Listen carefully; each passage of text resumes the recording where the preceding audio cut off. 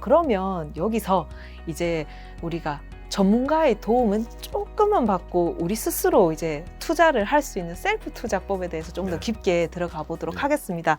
그 첫 번째로 우리 이 책의 저자께서는 투자에 이제 크게 세 가지를 강조해 주시는데 그 중에서 뭐 나머지 두 개는 뭐 이제 배우자 잘 만나기. 네. 예를 들어서 뭐 좋은 상품에 뭐 이렇게 네. 하는 건데 대표적인 거는 주식 투자를 네. 이제 추천을 하셨습니다. 그리고 또 이제 가능한 한 빨리 일찍 이제 어릴 때부터 이제 투자를 해야 된다고 네. 하고 그리고 여기서 중요한 거는 주식이라고 해서 아무거나 하시지 말라는 겁니다. 그렇죠. 바로 인덱스 펀드를 저자께서 이제 추천을 하셨는데요.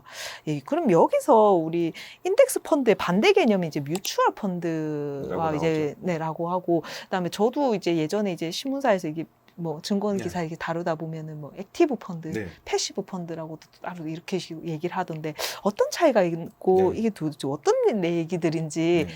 이 책의 저자가 그걸 비교를 해서 설명을 해주는데요. 네. 간단하게 설명을 드리면 네. 이제 펀드는 이제 간접적으로 투자를 하는 거고 주식에 주식이나 혹은 다른 자산에 근데 직접적인 투자를 하려면 뭐 삼성전자든 뭐든 어떤 종목을 찾아서 자기가 이제 사서 매매를 하면 되는데 처음에는 이제 그런 종목을 공부하는 것도 어렵고 네. 이해를 못한 상태에서 하는 거 굉장히 위험하거든요.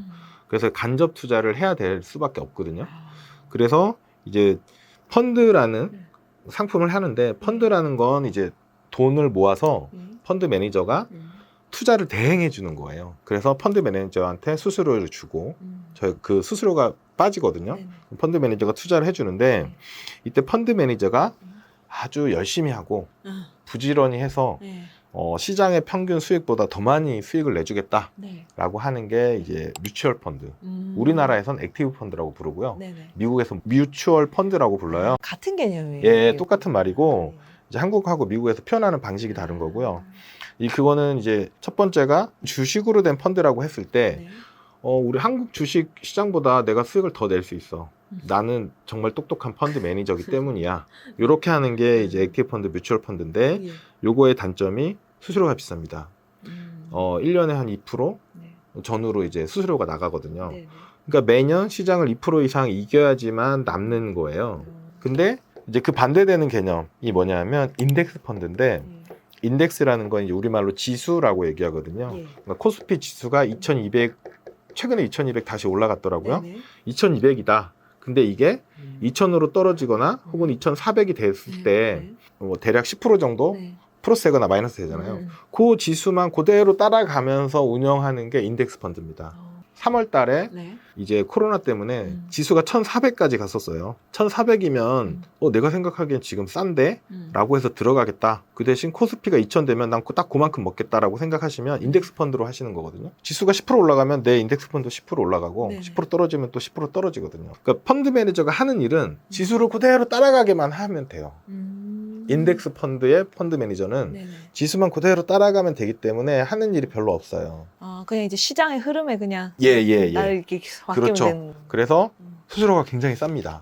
상대되지 않게 저렴하기 때문에 네. 그래서 이제 이 책의 저자는 높은 보수, 네. 높은 수수료 때문에 뮤추얼 펀드보다는 인덱스 펀드를 추천하는 거고 네. 실제로 많은 뮤추얼 펀드들이 시장을 이기지를 못했어요. 이 책에도 이제 그런 사례들이 많이 나오는데 네, 그렇죠. 시장의 수익률이 8%면 네. 이게 되게 재밌는 게 이 시장이라는 건 자 뮤추얼 펀드들, 그다음 연기금, 그다음 개미 투자자 네. 뭐 이런 사람들이 다 합쳐지는 게 시장이거든요. 코스피 지수가. 네. 이 사람들의 합이 8% 수익이 난 거예요. 그러면 뮤추얼 펀드만 수익이 났고 뭐 연기금은 다 마이너스 났느냐? 그럼 결국 합이잖아요. 네. 근데 이게 되게 재밌는 게 뮤추얼 펀드를 판매하는 이제 상담사들은 이거 좋은 펀드입니다. 수익이 잘 날 겁니다. 이렇게 해서 판매를 하는데 실제로 그 실적을 보면 그렇지 않더라라는 통계들이 많이 있어요. 이 책에서도 그런 내용을 인용하는데 그 15년간 미국 시장 연구를 했는데 뮤추얼 펀드하고 S&P 500 시장 인덱스 한국에 코스피가 있으면 미국에 S&P 500이 있거든요. 그거를 비교했는데 펀드의 96%가 수수료, 세금, 생존 편향 때문에 인덱스보다 실적이 나빴다는 거예요. 그러면 4%는 좋았잖아요. 예. 4%의 펀드는 시장보다 실적이 좋았거든요. 네. 근데 문제는 뭐냐면 내가 그 4%를 찾아낼 수가 없어요. 그러니까 1년 후, 5년 후, 10년 후에 상위 4%가 되는 펀드를 찾아낼 수가 없다는 게 문제거든요. 사전에 알 수가 없고 다 사후적인 결과들이라는 거죠. 그 4%도. 그러면 S&P 500 인덱스를 사면 5등이잖아요. 그대로. 예. 100개가 순서가 있다면 네. 5등이거든요. 그래서 4명은 누군가가 더 잘할 거고 네. 근데 96명이 내 밑으로 있는 거예요. 그러니까 인덱스를 하라고 책에서 얘기를 해주는 거거든요. 네. 그러니까 가장 중요한 게 수수료 비용이 가장 크고요. 네. 그 다음에 이제 생존자 편향이라는 게 오늘 딱 100개 펀드가 있었고 시작했다면 네. 이 중에 누가 진짜 잘하는지는 가봐야 하는 거예요. 가봐야. 그리고 중간에 망하는 회사도 엄청 많고 망하는 펀드도 많고 네. 폐쇄되는 펀드들도 많거든요. 이제 그걸 생존자 편향이라고 하는데 예. 그런 내용도 잘 설명해주고 있습니다. 그리고 작가님께서 그 이제 마연골에서도 네. ETF를 또 이제 네, 열심히 보신 시청자들에게 또 소개를 네. 해주셨지 않습니까? 네, 네. 물론 이 책에서도 이제 ETF와 인덱스 펀드의 어떤 비교가 나오는데 네. 작가님께서도 ETF를 또 이제 네네. 국내 시장에서 많이 알리시기도 하셨으니까 그럼 ETF와의 차이는 예. 뭐라고 보시는지? ETF에도 네. 액티브가 있고 네. 인덱스형이 있습니다. 그러니까 ETF의 끝에 F가 예. 펀드거든요. 예, 예. 예.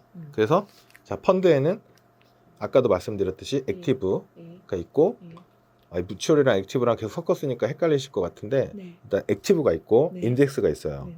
ETF에도 액티브가 있고 인덱스가 있어요. 펀드이기 때문에. 네네. 자 그러면 ETF에도 액티브 ETF들이 있어요. 뭔가 더 잘해보겠다고 하는 ETF들이 있는데 네. 그거 말고 네. 제가 추천했던 거는 네. 인덱스형 ETF들만 추천했었거든요. 네네. 그러면 인덱스 펀드하고 인덱스형 ETF의 차이점이 뭐냐면 네. ETF가 수수료가 좀 더 쌉니다. 아, 네, 펀드보다. 네네. 네, 더 싼 이유가 나중에 나왔어요. 예. 인덱스 펀드가 더 오래됐고요. 네네. 세상에 나온 지가. 네네. ETF가 나온 지가 늦게 나와서 네네. 그런 상황도 있고 인덱스 펀드는 네. 매입하고 매도할 때 시간이 며칠 더 걸려요. ETF는 주식처럼 바로 사고 팔 수가 있어요. 예, 그런 차이가 있습니다. 그럼 제가 보기에 뭐가 더 좋냐? 네. ETF를 싫어하는 사람들이 갖고 있는 이제 공통적인 이야기가 뭐냐면 네네. 너무 자주 매매할 수 있기 때문에 그 사람이 그것 때문에 너무 자주 매매해서 네. 투자 수익의 단점이다 이렇게 얘기하거든요. 근데 인덱스 펀드는 오늘 돈을 넣으면 내일 모레 기준 가격으로 구매가 돼서 매도할 때도 오늘 판다고 해도 뭐 3일 이틀 이후에 기준 가격으로 매도가 되거든요. 네. 그러니까 즉각적인 매매가 안 돼요. 그래서 불편하니까 그게 오히려 투자자들한테 도움이 된다라는 입장이에요. 근데 그것도 일리가 있어요.